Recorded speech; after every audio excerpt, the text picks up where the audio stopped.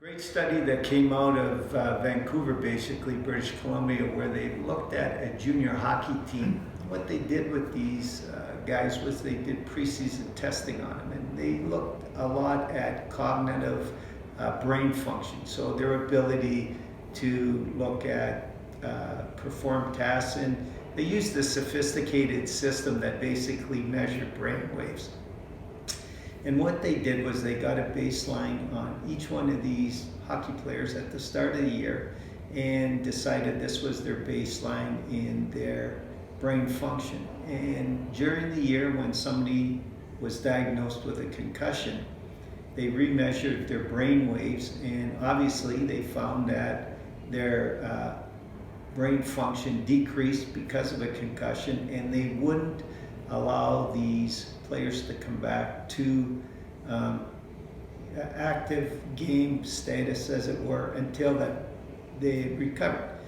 Interesting though, at the end of the year, they reran all their tests again on brain function, and each and every player on the team, regardless of whether they had a concussion or not, showed decreased brain function throughout the year.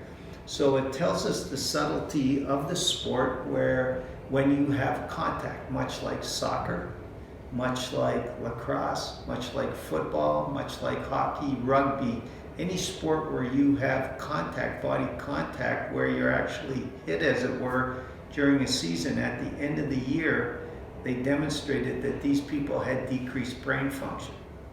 So the important part of that, I think, is twofold. One, early season testing to get a baseline. But the most important part of that is after your season, you need to get into a program, an active rehabilitation, cognitive, spatial integration program, much like we offer at HDPT, to return to your baseline and really make sure that your brain is functioning at a level that protects you going to next season's play.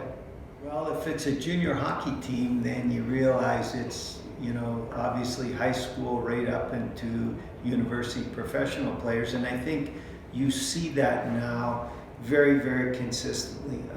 The other good study that I reference is a study that came out of Dublin, Ireland, and they had professional rugby players, which are analogous to our NFL football players, and they did a simple baseline balance test on these men, and they again were university right through to obviously men.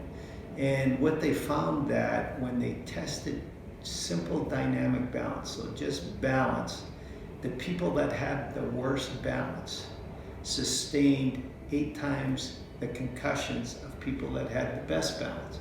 So it tells you how important it is to have great balance, which is a function of good brain function as well as good motor function. So I think there's a whole lot of things we can do to help protect people from concussive injuries and help people recover from concussive injuries.